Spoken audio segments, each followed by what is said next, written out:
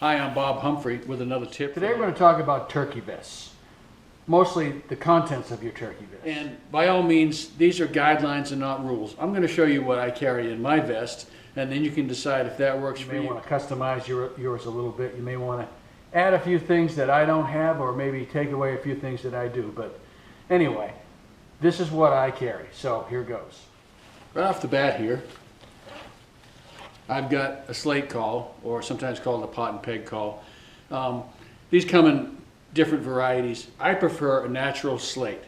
I just love that natural sound that it gives, that really sweet sound that you get out of a natural slate. And obviously, I'm going to carry at least one striker to make this thing work.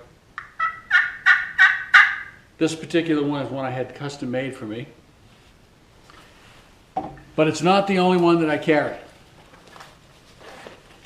A lot of things can happen out in the woods. Maybe you lose your slate. Maybe it rains. I carry a synthetic slate in case. It's a backup. If I lose mine, if my primary slate breaks or whatever, or like I said, foul weather. And along with that, I've got two more strikers. I've got a natural wood here, and then I've got this one. This is a Woods Wise. And it has a tip that will work in any weather conditions. You could put your slate call underwater, pull it back out, and this thing will make it chirp for you. So 2 or 3 strikers is a good idea to have along.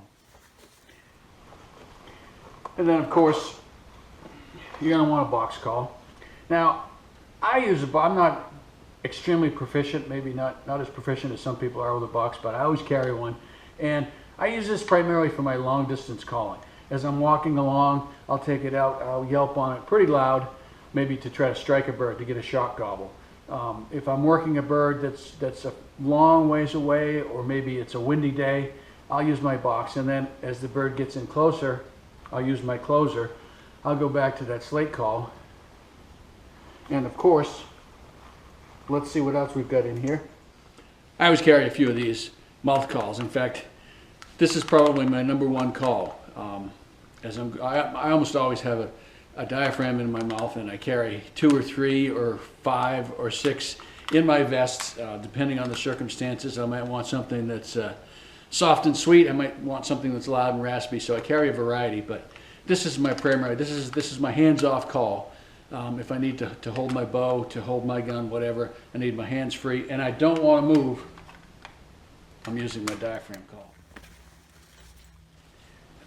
Now, speaking of holding my gun, this is probably one of the handiest turkey hunting tools that's ever been invented. It's just a simple cushion. You put it on your knee, strap it on, and then you can set your gun right on there. So when you're sitting and you're waiting for a bird to come in, that gun barrel or your forestock isn't slipping off your knee. It's got a nice secure rest there, padded rest. You can rest your forehand, and then when the time comes, you just simply lift up a little bit and make your shot. Great little gadget there. I'm not going to take these out, but if you go in the woods without a compass, you deserve to get lost. Everybody, every time they go in the woods, should always carry a compass. And trust your compass. No matter what it says, it's right. And if you don't believe it, then check your spare compass and see if they compare. Also, I'll carry a crow call. That's a good shot call. If I don't want to use my box call or a slate call to strike a bird, try to get it to shot gobble and give away my position, this way I can get him to give away his position, but he thinks I'm a crow, which attracts his attention less than it would if I were making turkey sounds.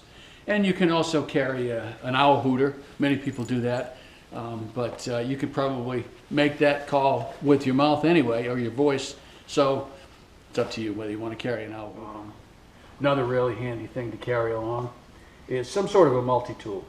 This one here happens to be called the turkey tool, and it's got a variety of different blades or devices on it. Push pin if you have to remove your trigger assembly to move some dust and dirt. Choke tube wrench, a regular knife. It's got all sorts of things, and you never know what can happen out there in the field. It's good to have something, even just a knife or cutters to cut some branches. Or, here's another thing that I always carry in my vest. I always carry a pair of ratchet pliers, snippers. You sit down, there's a branch in the way, or you've got a few extra minutes, you want to fashion a quick ground blind. Lop off a few twigs, a few branches, stick them in the ground, instant ground blind. So I carry these with me. A flashlight is always handy to have. Sometimes I'll carry two. I'll carry a regular flashlight, and then I'll carry a headlamp. That gives me hands-free travel through the woods. And of course you got to have ammunition, shotgun shells if you're shotgun hunting or whatever your choice for the day is. Back to our calls for a minute. I carry a call toolkit. This has a little sandpaper for my slate calls, a little emery cloth for my slate or my box. I've got some chalk in here if I want to fashion up my box call, tune it up a little bit, and a little abrasive tip here, something to sand the tips of my strikers on this end. Takes up very little space, weighs a few ounces, but can come in real handy when those calls start to go sour in the moment of truth. Oh, and by all means, what we don't want to forget, which isn't here, is the hunting license. But we're not done yet. Then there's the back. There's this handy game pouch that we're going to fill up with a turkey at the end of the day. But before we get there, I carry a turkey wing. And some people might think, what in the world would you carry that for? But this makes a great turkey call. First thing in the morning, the birds are roosted. I'll give it a little fly down. Ah, something flew down over there. I'm going to go check it out. That's what the gobbler says. Okay, carry some decoys. Now, here's where we really get into choices. This is Montana decoy, strutting tom, and I like these because they're light. They take up no space. There's no weight to it. Easy to set up, but you know, you might like full body, you might like the foam type, you might like another form. It's up to you, whatever you use, or if you don't use decoys, then you're all set there. And don't forget the stakes. If you got decoys, you're going to need decoy stakes. And this is another call that I almost always carry with me, my gobbler call. Sometimes this makes a difference. This can get the bird to come in when the hen sounds won't. Turkey hunting and deer hunting, and this applies to both decoys and turkey calls, it seems like jealousy oftentimes is a stronger emotion. If you're trying to attract a male, if you're trying to attract a tom, if you're trying to attract a buck, you put out a buck decoy and he's more likely to come in than if you put out a doe decoy. And the same with turkeys. If you put out a jake or a tom and a hen, another tom is much more likely to come because he sees that as competition. Then, of course, there's the vest itself. This one happens to be the new Primos turkey vest, and you saw me pulling stuff out of pockets and pouches, and you know, I'm a gadget freak. I like to carry a bunch of stuff, so it's great to have all these different pockets. They're nice and secure to zip up, to keep things safe and secure.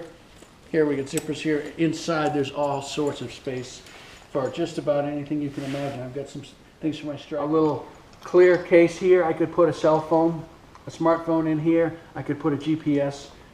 I could still see it if it gets wet, but it's safe and secure.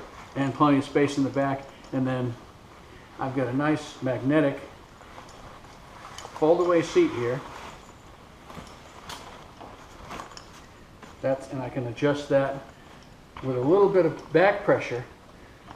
If I have a weak, not something strong or big to lean up against, I could even sit down in the open with this, with these straps on the side. But you know, the longer you sit, that back gets tired, and this is a real comfort feature for you.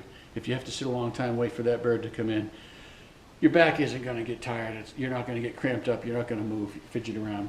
So, like I said, these are the things that I carry in my turkey vest. You can customize to suit your needs, and it may change with the hunting conditions. You may want to run and gun and go light. You may plan to spend the day just sitting and calling in a few locations. You may want to carry more stuff, more decoys, a few more calls, whatever.